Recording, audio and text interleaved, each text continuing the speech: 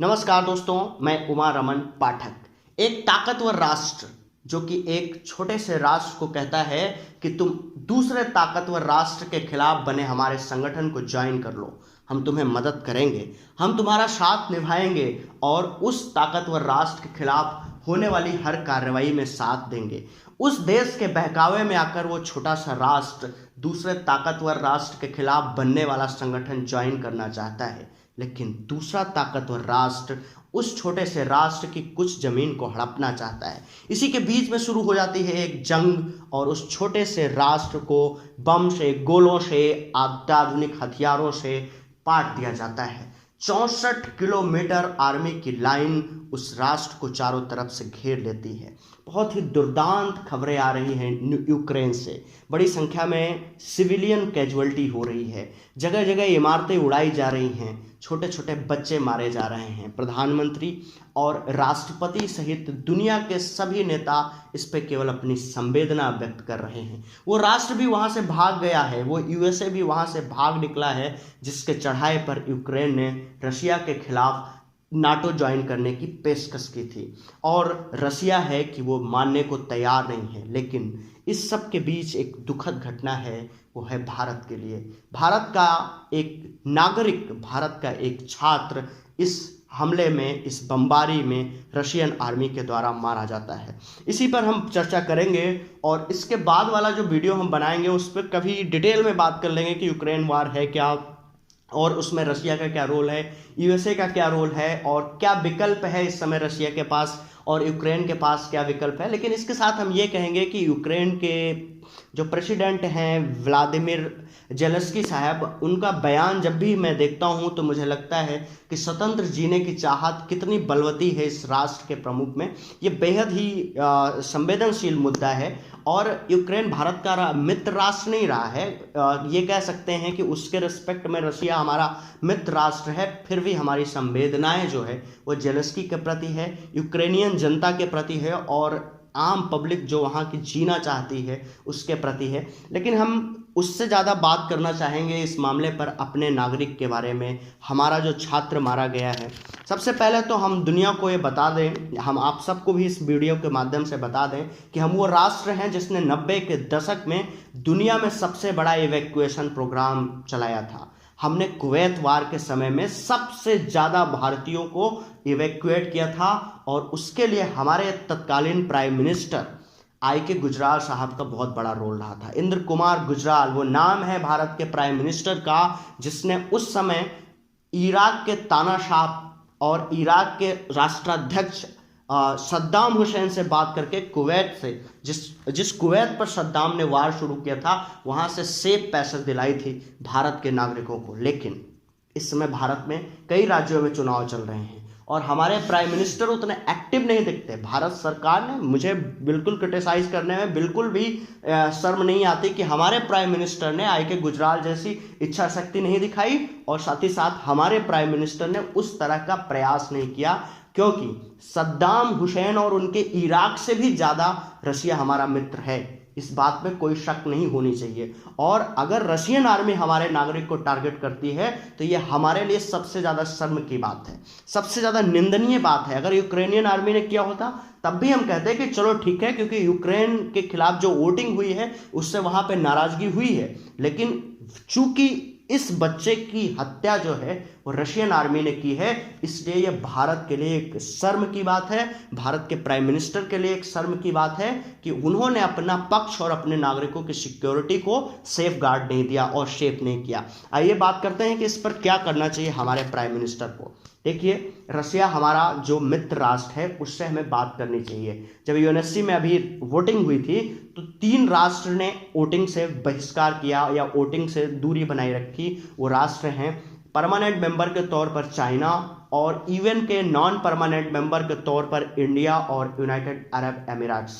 इन तीनों देशों ने ये कह सकते हैं कि इनका वोटिंग से अलग हो जाना कहीं ना कहीं यूक्रेन के खिलाफ रहा और रशिया के फेवर में रहा। हमने अपनी मित्रता निभाते हुए भी रशिया के को कहीं ना कहीं इनडायरेक्टली फेवर ही किया है। और इस बात को रशिया को भी पता है और पूरी दुनिया ने इस बात को समझा है कि कहीं ना कहीं चाइना, इंडिया और यूएई ने रशिया को फेवर किया है। फिर भी हमारे नागरिक की हत्या होती है। प्रत्यक्षदर्शियों का कहना है कि रशियन आर्मी ने उस बच्चे को शूट किया था, गोली मारी थी, जबकि वहाँ की जो खबरें हैं वो कह रही हैं कि बम्बार्डमेंट में उसकी हत्या हुई। हमारे 15,000 स्टूडेंट अभी वहाँ फंसे हुए हैं। टोटल 20,000 स्टूडेंट यूक्रेन में रहते थे, इसमें से 2-2,500 पहले ही भागकर आ गए थे और 2-2,500 वार शुरू होते ही आसपास के देशों में चले गए। तो जो 2-2,500 इवैक्यूएशन सरकार ने किया है ऑपरेशन गंगा के नाम पर, वो बच्चे हैं जो कि भाग के पोलैंड, हंगरी, स्लोवाकिया, रोमानिया और माल्डोवा के बॉर्डर में आ गए थे। अगर हम यहाँ की मेडिकल शहर को देखें जो मेडिकल के लिए सबसे चर्चित है यूक्रेन का, तो वो शहर है खार्किव। खार्किव से भी 500 किलोमीटर सबसे नजदीक जो बॉर्डर लगता है वो लगता है माल्डोवा का। ये 500 किलोमीटर ये बच्चे कैसे जाएंगे, ये एक सवाल है। दूसरी बात, आज सुबह के सुबह भारत की MEA ने, मिनिस्ट्री ऑफ एक्सटर्नल अफेयर ने एक ट्वीट कर दिया कि जितनी जल्दी हो सके आप राजधानी कीव छोड़ दीजिए और भाग लीजिए वहां से, चाहे ट्रेन से, बस से, जैसे भागना है भाग लीजिए। अब आप बताइए, आपकी रिस्पॉन्सिबिलिटी नहीं है। ये स्टूडेंट, ये भारतीय नागरिक हैं, इनके पास इंडियन पासपोर्ट है और उसके बावजूद आप इनको इवैक्यूएट नहीं कर पाते हैं, जबकि जो वहां पे अटैक कर रहा है वो आपका मित्र राष्ट्र है। आपको बात नहीं करनी चाहिए उस राष्ट्र से। और जब हमारे नागरिक की, हमारे स्टूडेंट की, नवीन शेखरप्पा जी की आज डेथ हो गई है, तो क्यों ना हमें तुरंत के तुरंत रशियन एम्बेसडर को तुरंत बुला के अपना ऑब्जेक्शन दर्ज कराना चाहिए। हमें अपनी नाराजगी क्यों नहीं व्यक्त करना चाहिए, हमें कंडेम क्यों नहीं करना चाहिए कि भाई हमने तो अपनी दोस्ती निभाई है, आप क्या कर रहे हैं, कौन सी दुश्मनी निभा रहे हैं। और इसके साथ ही रशियन डिफेंस मिनिस्ट्री को, रशियन फॉरेन मिनिस्ट्री को भी अपना कंडेम, अपनी नाराजगी, अपना गुस्सा हमें भेजना चाहिए कि भाई हमने तो दोस्ती निभाई, लेकिन आप ये क्या कर रहे हैं। ये कैसी दोस्ती है कि हमें हमारे बच्चे की, हमारे नागरिक की लाश लेनी पड़ रही है आपसे। इसी के साथ प्राइम मिनिस्टर मोदी को प्रेसिडेंट पुतिन से फोन करके बात करनी चाहिए, उनसे बात करनी चाहिए इस मामले पे कि दोस्ती का फर्ज ऐसे नहीं निभाया जाता कि हम तो आपके लिए यूएनएससी की वोटिंग से अलग हो जाते हैं और आप वहां पे लाशें भेज देते हैं। इसके बारे में हमें डिटेल में बात करनी चाहिए। ये कहीं ना कहीं एक वार क्राइम है जो कि उस राष्ट्र के खिलाफ हुआ है जो वार में पार्टिसिपेट ही नहीं कर रहा है और उसके बावजूद उसके नागरिक को मारा जा रहा है। अगर आप हमारे मित्र राष्ट्र हो तो आपको फ्री पैसेज देना चाहिए इंडिया के स्टूडेंट्स को, और इसके लिए रशिया ही रिस्पॉन्सिबल नहीं है, इसके लिए रिस्पॉन्सिबल है हमारी गवर्नमेंट भी, क्योंकि इन्होंने सही से बात ही नहीं की। नहीं तो जैसे सद्दाम ने फ्री पैसेज दिया था वैसे फ्री पैसेज रशिया प्रोवाइड करा सकता है। अभी भी वक्त है, अभी हमारा एक नागरिक मारा गया है, हमें रशिया से बात करना चाहिए कि आप हो सके तो थोड़े दिन के लिए वार रोकिए आप दोनों देश और हमें फ्री पैसेज दीजिए। इस मामले में हम ये कहेंगे कि यूक्रेन के राजदूत ने कहीं ना कहीं थोड़ा सा जो है भारत का फेवर लिया। वो पहले से भी नरेंद्र मोदी से समर्थन चाहते हैं और दुनिया भर से वो समर्थन चाहते हैं। वहाँ के प्रेसिडेंट जेलेंस्की ने भी प्रधानमंत्री को फ़ोन किया था, साथ ही साथ बड़ी ही भावुक अपील की थी उन्होंने। इसके साथ ही यूक्रेन के जो एम्बेसडर हैं उन्होंने कुछ दिनों पहले नरेंद्र मोदी को बड़ा लीडर कहते हुए एक मदद मांगी थी। साथ ही साथ भारत के पुराने दर्शन और इस हिस्ट्री को भी रिमेंबर किया था उन्होंने। कौटिल्य का और चाणक्य जिनको कहते हैं उनका जिक्र करते हुए कई घटनाएं कही हैं। लेकिन आज जब भारतीय नागरिक मारा गया तो उन्होंने जो कहा वो भी एक थोड़ा सा मतलब समझने लायक वर्ड है। उन्होंने कहा कि रशिया के द्वारा यूक्रेन पर किया गया हमला उसी तरह है जैसे मुगल राजपूतों पर किया करते थे। मतलब एक तरह से कहीं ना कहीं वो भारत का सेंटीमेंट जो है वो जगाना चाहते हैं, जिससे कि भारत की जो गवर्नमेंट है वो दबाव बनाए रशियन प्रेसिडेंट पुतिन पर कि वो यूक्रेन पर हमला रोक दे। ये बड़ा ही शोचनीय बयान है और हमारी सिंपैथी है यूक्रेनियन पब्लिक के साथ कि वो कह रहे हैं कि मुगल जैसे राजपूतों पर बर्बर हमला करते थे वैसे ही रशियंस ने यूक्रेन पर हमला किया। It's like massacre by Mughal over the Rajput, ये वर्ड है उनके। इसी के साथ जो है अगर प्राइम मिनिस्टर हमारे बात करें तो उनसे ये कहें कि भाई हमारे 18-20 हज़ार बच्चे फंसे हैं, भारत के नागरिक हैं, उस देश के नागरिक हैं प्रेसिडेंट पुतिन साहब जिन्होंने आपके पक्ष में हरदम सी ही बात की, आपके पक्ष में वोटिंग से बहिष्कार किया। आपके साथ हमारा सबसे बड़ा डिफेंस डील चलता है, हमारे कई सारे बड़े बड़े हथियार आप से के यहाँ से खरीद के आए हैं और आप हमारे नागरिक को मारेंगे, ऐसा कैसे चलेगा भाई। पुतिन जी से इस बारे में बात करनी चाहिए, लेकिन पता नहीं क्या है, हमारे प्राइम मिनिस्टर इस समय चुनाव को छोड़कर और कुछ देख नहीं पा रहे हैं शायद, तो ये प्रॉब्लम है उनकी, इस बारे में बात की जानी चाहिए और एक हाई लेवल का ऑब्जेक्शन दर्ज कराया जाना चाहिए। यूएसएसआर या कह सकते हैं रशियन डिफेंस मिनिस्ट्री के सामने, रशियन फॉरेन मिनिस्ट्री के सामने, इवन रशियन प्रेसिडेंट के सामने भी अपनी नाराजगी, अपना कंडेम, अपना गुस्सा और अपने नागरिक की मौत का जवाब जो है वो भारतीय प्रधानमंत्री को मांगना चाहिए, क्योंकि वो हमारे फ्रेंड हैं, हमारे मित्र राष्ट्र हैं, तो उनको जवाबदेह होना चाहिए इस बारे में और तत्काल इस मामले में वहाँ के एम्बेसडर को जो है वो तलब करना चाहिए। तो कुल मिला के हम ये कह सकते हैं कि हमारे नागरिक सुरक्षित रहें, बस यही उम्मीद है। बाकी हम अपने अगले लेक्चर में रशियन और ये यूक्रेन वार के बारे में बात करेंगे और ये एक भयावह त्रासदी है दुनिया में और इस पर दुनिया को अपना कुछ न कुछ रोल अदा करना चाहिए। साथ ही साथ यूक्रेन को भी कुछ हद तक छुप जाना चाहिए, अन्यथा उसके लिए ये बहुत खतरनाक है, क्योंकि उसको जिस यूएसए ने चढ़ाया है वो तो उससे दूर खड़ा हो गया और रसिया इतने आसानी से रुकने वाला नहीं है, उसको रोका भी नहीं जा सकता है। अब वो जिस मार्ग पर बढ़ रहा है और जिस तरह से उसके ऊपर कई सारे सैंक्शन लगा के उसकी इकोनॉमी को तोड़ने की कोशिश की गई है, वो कहीं ना कहीं प्रेसिडेंट पुतिन को भड़का रही है और पुतिन कहीं ना कहीं एटॉमिक वेपन के बारे में ज़रूर सोच रहे होंगे। मैं दावे के साथ कह सकता हूँ कि अगर ये वार 3, 4, 5 दिन नहीं रुका तो एक न्यूक्लियर अटैक होगा यूक्रेन में या फिर डेनमार्क और ब्रिटेन के बीच वाले इलाके में।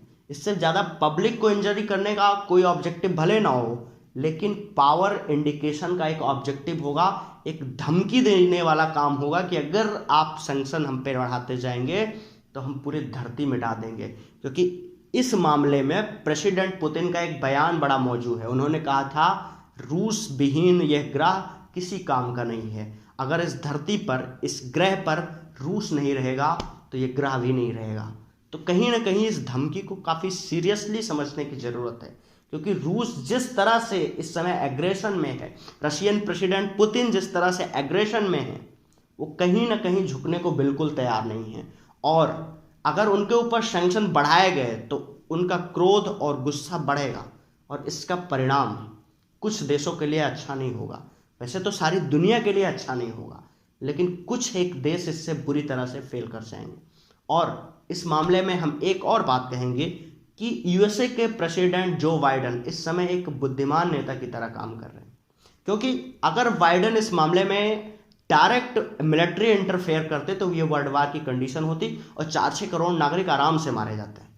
लेकिन उन्होंने एक बुद्धिमानी दिखाई है, उन्होंने डायरेक्ट मिलिट्री अटैक तो नहीं किया है, लेकिन जो इकोनॉमिकल अटैक शिफ्ट के माध्यम से किया है उन्होंने, वो रशिया को तोड़ने में बहुत ही खतरनाक हथियार है और रूस को भी अब झेलना पड़ेगा इस खतरनाक वार को, जो कि एक इकोनॉमिक वार शुरू की है यूएसए और ईयू ने उनके खिलाफ। ये हम नहीं कह सकते कि यूएसए और ईयू बहुत शांति से उनको छोड़ रहे हैं ना, उन्होंने वार से ज़्यादा खतरनाक कदम उठाया है, क्योंकि इकोनॉमी अगर टूटेगी तो रशियन प्रेसिडेंट का जो क्रेमलिन है वो हिल जाएगा और इकोनॉमी तो उनकी टूटना शुरू हो गई है। इस समय रशियन रूबल की हालत इंडियन रुपीस से भी बुरी है, तो इसको समझना चाहिए। लेकिन हमारा जो मेन मुद्दा था वो था इंडियन नागरिक और नवीन भाई साहब, नवीन शेखरप्पा, और इनकी मौत को कंडेम तो भारत को करना ही चाहिए, क्योंकि इसकी मृत्यु के बाद, इस स्टूडेंट की मृत्यु के बाद यूनाइटेड नेशन ने तो अभी तक कुछ नहीं कहा, लेकिन एक जो दूसरा संगठन है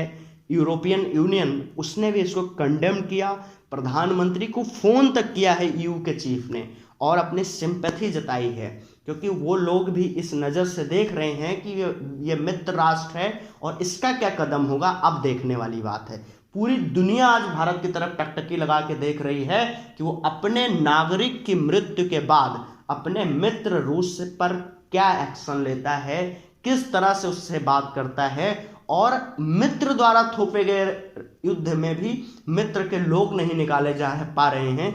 ये भी एक बड़ा मजाक है इंडिया के साथ और इस बारे में सीरियस बात करना चाहिए हमारे प्राइम मिनिस्टर को। ऐसे तो लंबी लंबी बड़ी बहुत उनकी चलती ही रहती है, लेकिन उनको थोड़ा सा सीरियसली बात करना चाहिए। अगर आई.के. गुजराल जी, जिसकी मेजॉरिटी की सरकार भी नहीं थी, जो कि बहुमत की सरकार नहीं चला रहे थे, उनको कई दलों से सपोर्ट लेके सरकार चलाना पड़ रहा था, वो बात करके अपने नागरिकों को इवैक्यूएट कर सकते हैं, दुनिया का सबसे बड़ा इवैक्यूएशन प्रोग्राम चला सकते हैं। तो आपकी तो इतनी बड़ी सरकार है, इतना ज़्यादा बहुमत है, आप रशिया से बात क्यों नहीं कर सकते हैं? इसी के साथ धन्यवाद। जय हिंद, जय भारत।